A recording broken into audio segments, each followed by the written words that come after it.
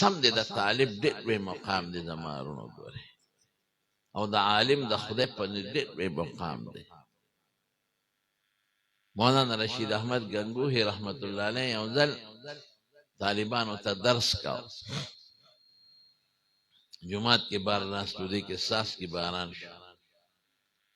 چې باران شو طالبانو منډه کړې جماعت کوټې ته چې لمدي کو کتابونه هم لمديږي نو منډه کړې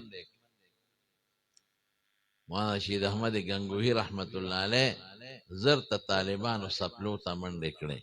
او خپل صادر خور کو او د طالبانو سپلې را واچولې په هغه صادر کې او غوټه ته وتړل او کوټې ته لاړ چې طالبانو سپلې لمديږي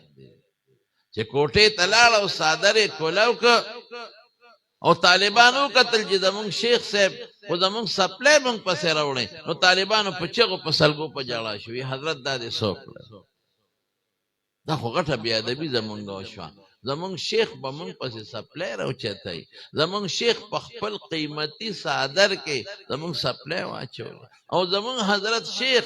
بیا زمونږ سپلو له غوټه ورکړه نو په خپله مبارکه اوږې کې ښوده مونږ پسې راوړه دا څه غلطي وشوه په چغو چغو جړل مولانا رشید احمد گنگوهی قطب الاقطاب انډیا کې لقب د قطب الاقطاب میلو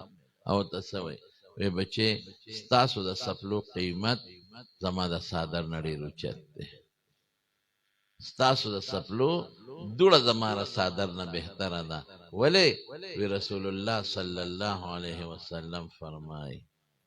چې فرشتې طالبان په کومه لاره ځي نو فرشتې ورته په لاره خپلې وزرې خوړه ستاسو د دې پیزار په تلی باندې د فرشتو د وزرو ګرد پروت دی دوړه پرته ده زما د صادر نه ډېره قیمتي ده ورسونه قیمتي دی طالب العلم ان الملائکه لتدعو اجنحتها الله په فرشتې طالب العلم ته لاندې وزرې غوړی رضا لطالب العلم د دوی نه خوشحاله دي د دې طالبانو نه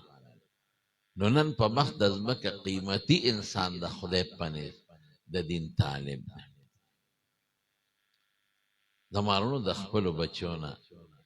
طالبان جوړ کړي او عالمان ته جوړ کړي د بچو به هم دنیا هم ښي دا مه یېرېږې په ډوډۍ دنیا به هم ښي خیر به هم ښي